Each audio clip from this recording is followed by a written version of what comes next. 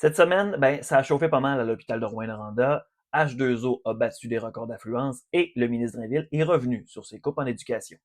Et oui, lundi dernier, un incendie s'est déclaré à l'hôpital de Rouyn-Noranda, plus précisément au deuxième étage. Ça a eu des impacts sur le troisième, le quatrième étage. Donc, tout le monde a été évacué, relocalisé dans différents établissements du CI3S à Rouyn-Noranda. Les dommages sont importants.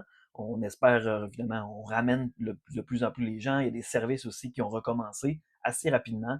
Par contre, on s'attend à des impacts assez importants au niveau de la pédiatrie, au niveau de l'unité famille, les accouchements notamment qui pourraient être empêchés là, durant plusieurs semaines, plusieurs mois. L'accueil aussi au niveau des prématurés pour toute la région. C'était Rouyn-Noranda qui s'en occupait. Donc ça, on risque de reléguer ces jeunes prématurés-là un peu partout dans d'autres établissements ailleurs au Québec. Évidemment, le comité de pédiatrie là, qui va travailler sur la situation pour espérer remettre ça en ordre comme c'était. Il y avait eu des gros investissements qui ont été faits dans les dernières années. Maintenant, il ne reste plus rien qu'à attendre les assurances pour voir comment tout ça va se terminer.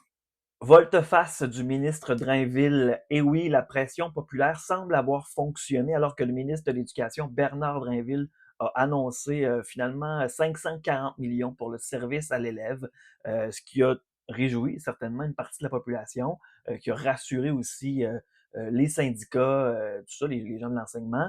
Pour la présidente du syndicat de l'enseignement en Gamésie, en Abitibi-Témiscamingue, Cindy Lefebvre, ça demeure préoccupant parce que c'est 84 millions qui vont manquer. Et on le sait que les budgets étaient déjà insuffisants. Donc, est-ce que l'élève va encore écoper? Ben, c'est la question qu'on se pose pour les prochaines semaines, prochains mois.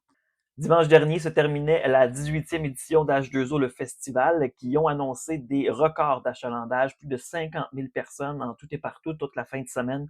Les spectacles, évidemment, qui ont été très, très populaires, tous les sites familiaux aussi durant la journée.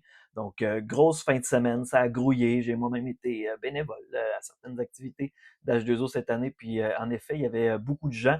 On s'est beaucoup amusé. Je pense qu'on a vu des gens d'un peu partout au Québec, des gens de l'Ontario. Grosse édition. Il y a peut-être juste petite ombre au tableau, le show de talk qui s'est pas complété en raison de l'orage. Fournier et Fils roulent au gaz naturel. Eh bien oui, la compagnie Valdorienne a fait l'acquisition d'un tout premier camion qui fonctionne, un moteur Cummins qui fonctionne au gaz naturel, évidemment par souci environnemental, mais d'abord, comme nous l'a expliqué le président de Fournier, Jérémy Fournier, un choix d'innovation. Fournier qui a le désir de demeurer finalement parmi les leaders de son secteur. Il y a des enjeux, notamment autour du ravitaillement. On sait que vers Montréal, il y a des centres de ravitaillement, il n'y a pas d'enjeu. Mais si on veut développer la flotte pour le transport en région, ben là, ça va prendre des centres de ravitaillement en gaz naturel. Finalement, ben, du thé 100% québécois produit à Champ-Neuf en Abitibi-Témiscamingue. Ben oui, Julien Drouin-Bouffard est parti du Kamouraska pour venir en Abitibi-Témiscamingue, attiré par quoi? Par les résidus des feux de forêt. Ben oui.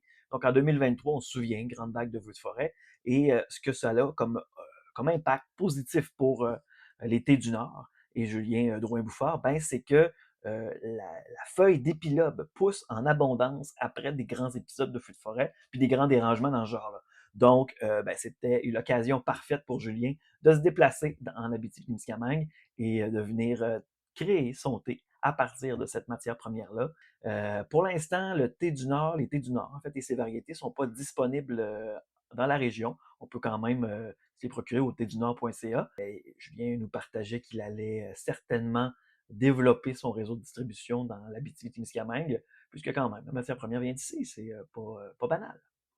Et voilà, ben, t'es à jour sur l'actualité locale, régionale. Si tu veux plus de nouvelles, ben, abonne-toi sur ma page Instagram, sur la page Facebook de Médiaté, sur la page YouTube des productions AC. Sinon, tu as des actualités à partager, écris-nous, nouvelles avec un S à médiaté.ca. Tu peux aussi nous écrire dans les commentaires s'il y a des choses qui t'ont marqué, toi. Peut-être que j'oublie des affaires. Ça se peut. Ça se peut. Ça en passe des affaires en Abitibi.